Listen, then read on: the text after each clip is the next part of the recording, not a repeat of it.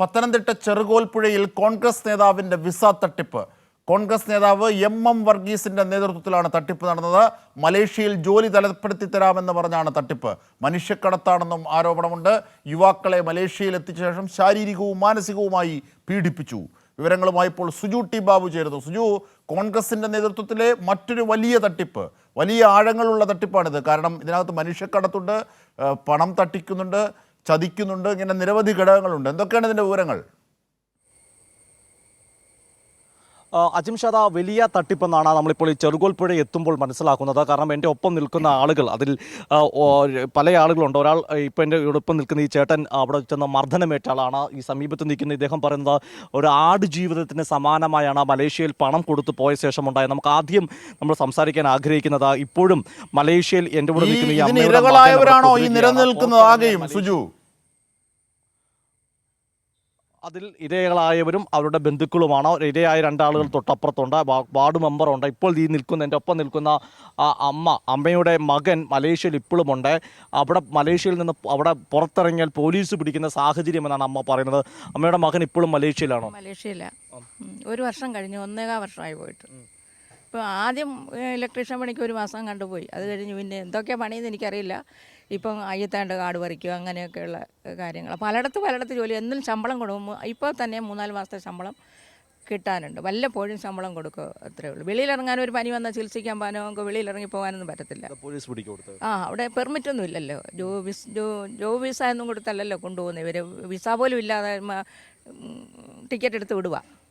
വളരെ പ്രധാനപ്പെട്ട കാര്യമാണ്. കാരണം ഈ അമ്മയുടെ മകൻ മലേഷ്യ തുടരും എം വർഗീസ് ആണ് കൊണ്ടുപോയതില്ലേ? പൈസ മേടിച്ചാണോ? 50,000 രൂപ കൊടുത്തു. 50,000. നല്ല ജോലി ഓഫർ ചെയ്തു. നല്ല ഇലക്ട്രീഷ്യൻ പണിക്ക് നല്ല ശമ്പളം ഓഫർ ചെയ്തായിരുന്നു. 50,000, 45,000 രൂപ കണ്ട് കൊടുക്കാമെന്നാണ് പറഞ്ഞത്. എന്ത് ജോലിയാ? ഇപ്പം ഇപ്പം കണ്ടില്ലേ പടം, അതാ വലിയ കണ്ട് പ്ലാന്റ് ഏതാണ്ട് വൃത്തിയാക്കുക, അങ്ങനെയൊക്കെയുള്ള കോവേണിയിലൊക്കെ കയറി നിൽക്കുന്ന അതൊക്കെ അയച്ചു തന്നാൽ കാണിച്ചേക്കാം. അജിംഷാദ്, ഈ അമ്മ പറയുന്നത് ആ മകനെ ഇലക്ട്രീഷ്യൻ ജോലിക്ക് കൊണ്ടുപോയി എന്ന് പറഞ്ഞ് അവകാശപ്പെട്ടാണ് ഈ വർഗീസ് കൊണ്ടുപോയത്. കോൺഗ്രസിൻ്റെ വാർഡ് സെക്രട്ടറിയാണ്. എന്നാൽ ആ മകൻ ഇപ്പോൾ ചെയ്യുന്ന ജോലി ആ ഇലക്ട്രീഷ്യൻ ജോലിയല്ല, ചില ശുചീകരണ പ്രവർത്തനങ്ങൾ ചെയ്യുന്നതിൻ്റെ ദൃശ്യങ്ങൾ നമുക്ക് തത്സമയം കാണിക്കാൻ സാധിക്കും.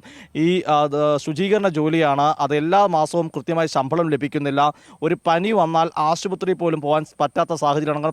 പെർമിറ്റ് ഇല്ലാത്തതുകൊണ്ട് പുറത്തിറങ്ങിയ മലേഷ്യൻ പോലീസ് പിടിക്കുമെന്ന ആശങ്കയിലാണ് അല്ലേ? ഇനി അടുത്തൊരാളോട് നമ്മൾ വേഗം പോവുകയാണ്. പേരെന്ന് കേട്ടെ? എൻ്റെ പേര് അനിൽകുമാർ. അനിൽകുമാർ, ഈ വർഗീസ് നേരത്തെ അവിടെ മലേഷ്യ കൊണ്ടുപോയതാണോ? ബറോട്ടയ്ക്ക് അർജൻറ്റായിട്ട് ഒരാൾ വേണമെന്നും പറഞ്ഞ് എൻ്റെ നിന്ന് പെട്ടെന്ന് 45,000 രൂപയും മേടിച്ച് പെട്ടെന്ന് വിസ എടുത്ത് തരാം, ടിക്കറ്റ് ചാർജ് മാത്രം മതിയെന്നും പറഞ്ഞ് എന്നെയും കുറിയന്നൂന്നൊരു കക്ഷിയും കൂടെ കയറ്റി വിടുന്നത്. അവിടുന്ന് കുറിയന്നൂർ പോയ കക്ഷി ഒരു 10 ദിവസം കഴിഞ്ഞപ്പോൾ പുള്ളി തിരിച്ചു പോന്നു. എന്നെ പിടിച്ച ഒരു തമിഴിൻ്റെ ഹോട്ടലിൽ പണിക്ക് നിർത്തി. അവിടെ നിർത്തി കഴിഞ്ഞ് 27 ദിവസം കഴിഞ്ഞപ്പോൾ എനിക്ക് ഫോൺ വിളിക്കാനൊക്കത്തില്ല. എല്ലാം ഇവരുടെ ഫോണിലേ വിളിക്കാൻ പറ്റുള്ളൂ. അങ്ങനെ വന്നപ്പോൾ ഞാൻ പറഞ്ഞു, എനിക്ക് ഒന്ന് ഫോൺ ചെയ്യണം, അല്ലെങ്കിൽ എനിക്ക് ഈ പച്ചക്കറിക്കകത്ത് കിടക്കാൻ പറ്റത്തില്ല. കാരണം നമ്മൾ സ്വാഭാവികമായിട്ട് അല്ലാതെ കിടന്നിട്ടുള്ള, അതുകൊണ്ട് എനിക്ക് ഒരു റൂം വേണമെന്ന് പറഞ്ഞു. ആ റൂം വേണമെന്ന് പറഞ്ഞത് കാരണമാണ് എന്നെ അവിടെ ഇട്ട് അടിക്കുന്നത്. ശമ്പളം ചോദിച്ചു, എനിക്ക് അഡ്വാൻസ് വേണമെന്ന് പറഞ്ഞു. എന്നെ നല്ല രീതിയിൽ എന്ന് പറഞ്ഞാൽ ആർക്കും കണ്ട എൻ്റെ രക്തത്തിലുള്ള ആർക്കും സഹിക്കത്തില്ല. അതുപോലെ എന്നെ ഉപദ്രവിച്ചത്. എൻ്റെ ഈ ഭാവമെല്ലാം അടിച്ചു പറിച്ച് ഞാൻ ജീവിതത്തിൽ എങ്ങനെ തിരിച്ചു വന്നതേ എനിക്കറിഞ്ഞുള്ളൂ. അത്രയ്ക്ക് ഞാൻ അനുഭവിച്ചാൽ ചെയ്യാൻ തിരിച്ചു വന്നത്. അതെൻ്റെ പെങ്ങൾക്കറിയത്തില്ല, എൻ്റെ കുടുംബക്കാരോടും ഞാൻ പറഞ്ഞിട്ടുമില്ല, എൻ്റെ മക്കളോട് പോലും പറഞ്ഞിട്ടില്ല. അതുപോലെ തന്നെ 3 ദിവസം ഞാൻ പട്ടിണി കിടക്കുമായിരുന്നു ഇതിനകത്ത്. അത് കഴിഞ്ഞ് 5 ദിവസം എന്നെ റൂമിനകത്ത് കൊണ്ടിട്ടു. അവിടെ എനിക്ക് ആഹാരമില്ല, ഒന്നുമില്ല. പിന്നെ എന്നെ അതുമെല്ലാം കഴിഞ്ഞ് ഞാൻ നടക്കാൻ തുടങ്ങി കഴിഞ്ഞപ്പോഴാണ് എന്നെ വിളിച്ചുകൊണ്ട് പല കടകളെ കയറ്റിയിട്ട് പിന്നെ സിംഗപ്പൂരിൽ കൊണ്ടുവിട്ടത്. അവിടെ നിന്നാണ് പിന്നെ അവിടെ ഒരു തിരുവനന്തപുരംകാരൻ പയ്യനുണ്ടായിരുന്നു. അവനെ എന്നെ തിരിച്ച് അവരെല്ലാം കൂടെ പിരിവെടുത്താൽ എന്നെ മലേഷ്യ തിരിച്ച് കയറ്റിവിട്ട്. പിന്നെയാണ് ജോസ് ഇത് നാട്ടിലറിഞ്ഞ വിഷയമാകുമെന്നും പറഞ്ഞാണ് ഇത് പിന്നെ പുള്ളി എന്നെ ഇവിടെ നാട്ടിലോട്ട് തിരിച്ച് കയറ്റിവിടുന്നത്. ചേട്ടൻ അങ്ങനെ തിരിച്ചു വരുന്നില്ലേ? ജീവനോടെ തിരിച്ചു വന്നാൽ ഭാഗ്യമില്ല. അത്രേ ഉള്ളൂ. ഞാൻ എൻ്റെ കുഞ്ഞുങ്ങളെ കാണുമെന്ന് പോലും പ്രതീക്ഷിച്ചല്ല. അതുപോലെ അടിയാണ് എനിക്ക് കിട്ടിയത്. എന്നെ അതുപോലെ ചതച്ച റൂമിനകത്തിട്ട്. വലിയൊരു ഹോട്ടലാണ്. ആ ഹോട്ടലിനകത്ത് ഞാനും ഒരു പാണ്ടിയുമുണ്ട്, പിന്നെ എല്ലാം പാകിസ്ഥാനികളാണ്. അതിനകത്തിട്ടാണ് എന്നെ അടിക്കുന്നത്. പെണ്ണുങ്ങളെ പാകിസ്ഥാനികൾ അവരുടെ മുന്നേറ്റാണ് ഞങ്ങളെ അടിക്കുന്നത്. ഞങ്ങളെ 2 പേരെയും നല്ലപോലെ ഉപദ്രവിച്ചു. എൻ്റെ പേര് എൻ്റെ പേര് അനിൽകുമാർ. അനിൽകുമാർ ഏട്ടൻ്റെ വിവരണമാണ്. അജിംഷാദ്, ആ മനുഷ്യൻ കരയുകയാണ്. കാരണം നമുക്ക് മുഖത്തോട് നോക്കിയറിയാം അത്രത്തോളം മർദ്ദനമാണ് ആ മനുഷ്യന് അനിൽകുമാറിന് ഏറ്റിട്ടുള്ളത്. അനിൽകുമാറിൻ്റെ തൊട്ടടുത്ത് നിൽക്കുന്ന ആളും അതുപോലെ തട്ടിപ്പിനിരയായിട്ടാണ്. പേരെന്താണ്? അനന്തു എങ്ങനെയായിരുന്നു? എന്നെ ഫാമിലേക്ക് എന്ന് പറഞ്ഞിട്ടാണ് ഇവിടുന്ന് കൊണ്ടുപോകുന്നത്. സൂപ്പർവൈസർ എന്ന് പറഞ്ഞ ജോലിയിലേക്കാണ് കൊണ്ടുപോയത്. ഇവിടുന്ന് ഞാൻ 60,000 രൂപ അക്കൗണ്ട് ത്രൂവും കൊടുത്തിട്ടുണ്ട്. അതുപോലെ തന്നെ പോകുന്ന സമയത്ത് അവിടുത്തെ ക്യാഷ് വേണമെന്ന് പറഞ്ഞ് എൻ്റെ കയ്യിൽ നിന്ന് ക്യാഷായി 40,000 രൂപ വാങ്ങിച്ച് മലേഷ്യൻ മണി ആക്കി തന്നു. ഞാൻ അവിടെ എയർപോർട്ടിൽ ഇറങ്ങിയപ്പോൾ തന്നെ പുള്ളിയുടെ ജ്യേഷ്ഠൻ എന്ന് വന്ന ആൾ, ജോസ് എന്ന് പറഞ്ഞ ആൾ, ക്യാഷ് എൻ്റെ കയ്യിൽ നിന്ന് വാങ്ങിച്ചു.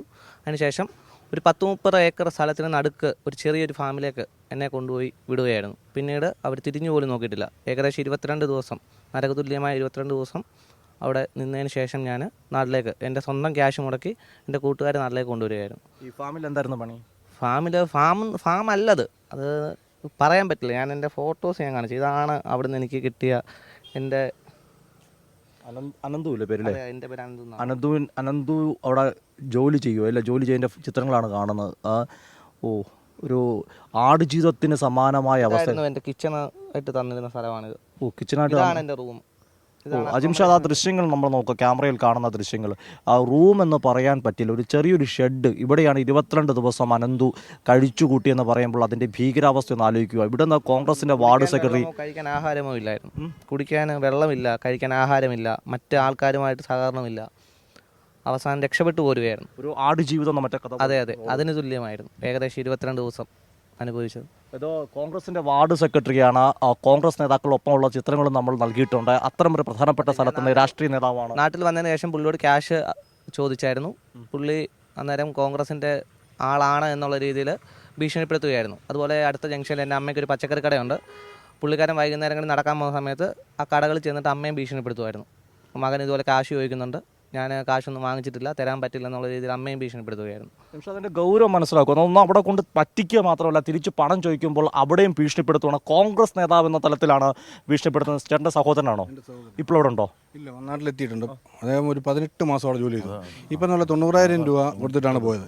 ഇലക്ട്രിക്കലിൻ്റെ പണിയെന്ന് പറഞ്ഞിട്ടാണ് കൊണ്ടത്. പക്ഷേങ്കിൽ അവിടെ ചെന്ന് ബാത്റൂം കഴുകുന്ന പണിയാണ് ചെയ്യിപ്പിച്ചുകൊണ്ടിരുന്നത്. അവിടെ ചെന്നിട്ട് മർദ്ദനമൊക്കെ ഏറ്റിട്ടുണ്ട് അദ്ദേഹത്തിനും. പിന്നെ ശമ്പളം കൊടുക്കില്ല, ശമ്പളം ചോദിച്ചു കഴിഞ്ഞാൽ മർദ്ദിക്കും.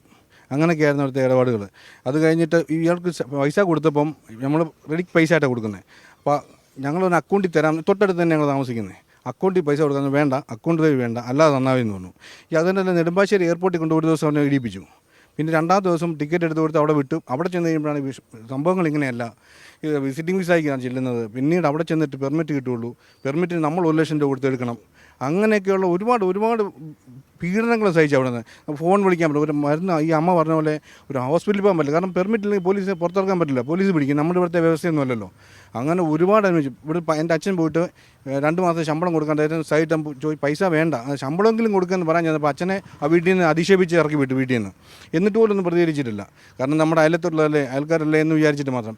ഇയാൾ ഒന്നിൽ കൂടുതലല്ല, ഒന്നുമല്ല 2 10 50 ആൾക്കാർ, നമ്മൾ അറിഞ്ഞതും അറിയാത്തതുമായ ഒരുപാട് ആൾക്കാരുണ്ട്. മെമ്പർ, ഇന്നലെയൊക്കെ ഒത്തിരി ആളുകൾ പരാതിയായിട്ട് വരുന്നുണ്ട്. നിരവധി ആളുകൾ, നമ്മൾ ഈ കാണുന്ന ആളുകൾ മാത്രമല്ല, ധാരാളം വ്യക്തികൾ നമ്മളെ ഫോൺ വിളിച്ച് പറയുകയും എല്ലാവരെയും നേരിട്ട് കാണുകയും സൂചിപ്പിച്ചിട്ടുണ്ട്. ഇത് കേവലം വിസ തട്ടിപ്പല്ല, മനുഷ്യക്കടത്താണ്. നമ്മുടെ പഞ്ചായത്തിലുള്ള ധാരാളം ചെറുപ്പക്കാർ, നമ്മുടെ ജില്ലയ്ക്ക് വെളിയിലുള്ള ആളുകൾ വരെ നമ്മളെ ബന്ധപ്പെടുന്നുണ്ട്.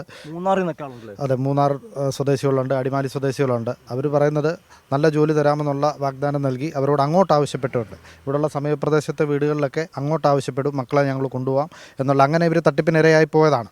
അത് പരാതിപ്പെടാത്ത ഒരുപാട് സംഭവങ്ങൾ നമുക്ക് വേറെയും അറിയാം. സിബിയോട് ചേർന്ന് സ്ഥലത്തെ പൊതുപ്രവർത്തനാണ് സിബി. ഇത് കോൺഗ്രസ് നേതാവാണ്. ആ ഒരു ഹുങ്കാണോ ഇയാൾ കാട്ടുന്നത്? ഇവിടുത്തെ പ്രശ്നം എന്നാൽ കഴിഞ്ഞ ദിവസം ഉണ്ടായ വിഷയവുമായി ബന്ധപ്പെട്ട് ഇവിടുത്തെ കോൺഗ്രസിൻ്റെ പ്രവർത്തകർ അതിൻ്റെ ഒരു സ്ഥിതി മാറ്റുന്ന ഒരു സ്ഥിതിയാണ് ഉണ്ടായത്. കാരണം കോൺഗ്രസിൻ്റെ പഞ്ചായത്ത് മെമ്പറായ പ്രീത ബി നായർ അടക്കം കോയിപ്പുറം സ്റ്റേഷനിൽ വെച്ച് ഒരു എഗ്രിമെൻ്റ് ഉണ്ടായി.